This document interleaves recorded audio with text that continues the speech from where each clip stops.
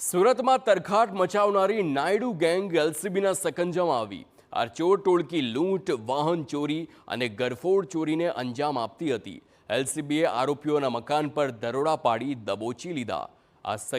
એક સગીર સહિત 2 આરોપીઓની ધરપકડ કરવામાં આવી। આરોપીઓની પૂછપરછમાં 10 ગુનાનો ભેદ ઉકેલાયો છે। પોલીસે કુલ 4,47,000નો મુદ્દામાલ જપ્ત કર્યો છે અને આગળની કાર્યવાહી હાથ ધરી છે।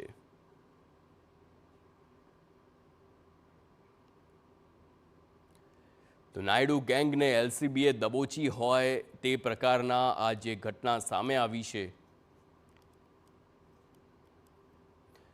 તો સુરતમાં તરખાટ મચાવનારી નાયડુ ગેંગ એલસીબીના સકંજામાં આવી। આ ચોર ટોળકી લૂંટ, વાહન ચોરી, ગરફોડ ચોરીને અંજામ આપતી હતી।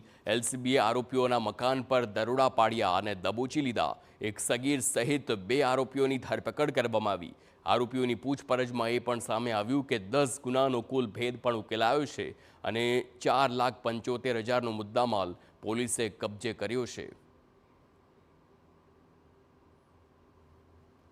આરોપીઓને ટેકનિકલ અને હ્યુમન ઇન્ટેલિજન્સથી પૂછપરછ કરતા આરોપીઓએ બારડોલી ટાઉન, કામરેજ, માંડવી, સુરત શહેરમાં પણ ગાડીના ગિલોલથી કાચ તોડી અને બેગોની ઉઠાંતરી કરેલ, તેમજ 5 બાઇક પૈકી 1 બાઇક પંચમહાલના રાજગઢ, 1 બાઇક ગોડાદરા, 1 બાઇક ઉત્તરાયણ, 1 કામરેજ અને માંડવી એમ 5 બાઇક ચોરેલ હોવાની હકીકત જાણવા મળેલ।